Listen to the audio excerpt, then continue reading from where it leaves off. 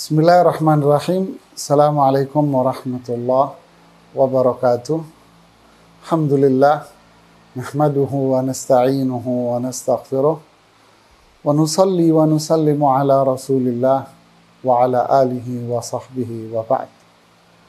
Para jamaah sekalian, sepertinya ungkapan harta bersama itu kayak kalimat yang ada di ujung bibir kita.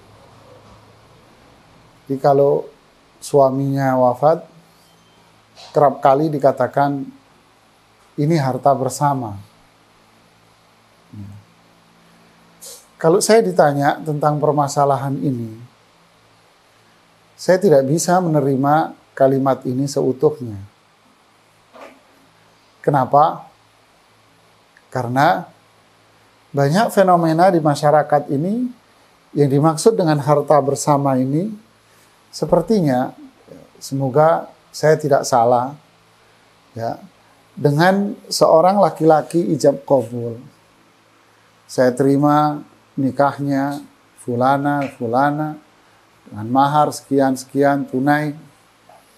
Sepertinya sejak saat dia mengucapkan akad ini, ijab qabul ini, sepertinya harta yang dimiliki oleh sang lelaki ini sudah diakui atau tidak, sudah masuk di perasaan bahwa separuh punya gue. Sehingga akhirnya sebuah rumusan, ini rumusan saya, harta suami itu harta saya. Tapi sayang ini kok nggak berlaku berbalik gitu ya, harta istri, harta saya. Oh, jangan coba-coba kamu mas untuk nyolek-nyolek. Ya, ini bisa perang ketiga kamu. Tapi kalau harta suami, oh iya, harta saya. Gitu ya. Jadi ketika sang suami wafat, maka akhirnya sontak keluarlah kalimat ini harta bersama ini. Padahal kalau mau kita lihat secara cermat, ini keringat murni, keringatnya suami. Sang istri ibu rumah tangga, ya murni dia ibu rumah tangga. Atau bisa jadi sang istri ini memang membantulah usaha si suami ini. Kalau memang punya usaha sedikit, dia membantu. Apakah ini dikatakan sebagai harta bersama? Ya tentu tidak lah. Ya. Lalu yang dimaksud harta bersama apa? Saya ambil contoh. Di masa pandemi seperti ini. Sang istri punya kepandaian memasak. Ya. Sang suami punya kepandaian marketing online umpamanya. Istri masak, suami yang marketnya di dunia media sosialnya. Nah, inilah usaha bersama namanya. Kerja bareng.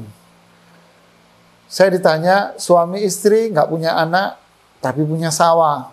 Dua-duanya kerja terjun di sawah sampai meninggal. Berarti harta yang dihasilkan dari sawah punya siapa? Ya dua-duanya memang dua yang bekerja. Tapi fenomenanya sekarang adalah istri ibu rumah tangga. Murni ibu rumah tangga. Yang kerja, yang capek, yang berkeringat, rumah ini, tanah dan sebagainya dibeli 100% dari uang sang suami. Berarti ini milik siapa? Ya tentu milik suami. Jadi kalau diklaim ini bahwa harta bersama, saya takut ini kezaliman jamaah. Ya, saya takut nanti masuk hadis man akhadha shibran minal ardi zulman. Siapa yang mengambil harta satu jengkal saja dengan cara zalim, ini runyam urusan di akhirat. Apa itu? Nanti suruh gotong-gotong itu nanti di padang mahsyar.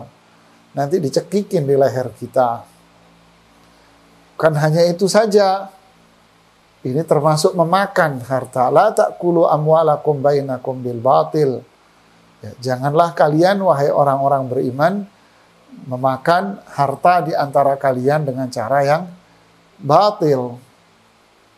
Ya, memakan, menguasai, mengambil, itu bukan harta kita. Ya, menganggap ini harta bersama lalu diambil dulu 50%. Para jamaah sekalian dan teman-teman, di dalam syariat Islam tak dikenal itu yang namanya harta gonogini, itu tidak ada. Tidak ada istilah di dalam Islam harta gonogini. Suami wafat atau istri wafat, kemudian secara spontan tuh harta dibagi 50%, 50%. Ini bukan aturan Islam. Islam justru sangat menguntungkan. Karena aturan itu, gonogini itu kan dibatasi dengan pendapatan harta yang diperoleh setelah menikah. Tapi dalam syariat Islam tidak. Semua harta yang dia miliki, walaupun dia dapat harta dari orok ibaratnya, lalu dia wafat, itu semua akan jadi warisan. Ya, selama itu dari keringat sang suami, maka ini adalah harta waris dan tidak ada yang namanya harta bersama itu. Ingat itu. Kalau kita mengambilnya, mengklaim ini harta bersama, berarti Anda mengambil harta secara zulm. Ittaqu zulma fa inna zulma zulumat yaumal qiyamah. Hindarilah kezaliman. Nanti kezaliman itu akan kegelapan di akhirat. Kuburnya gelap, di akhirat gelap, plus dia memakan barang haram. Lalu kalau memang itu kerja bareng, sang istri mengeluarkan uang, sang suami mengeluarkan uang untuk membeli rumah dan tanah itu. Lalu salah satu wafat, nah itu yang namanya harta bersama. Selama tidak mengeluarkan uang, atau tidak ada kesepakatan, atau tidak ada hadiah dari situ, hanya murni keluar 100% dari suami, maka itu 100% milik suami.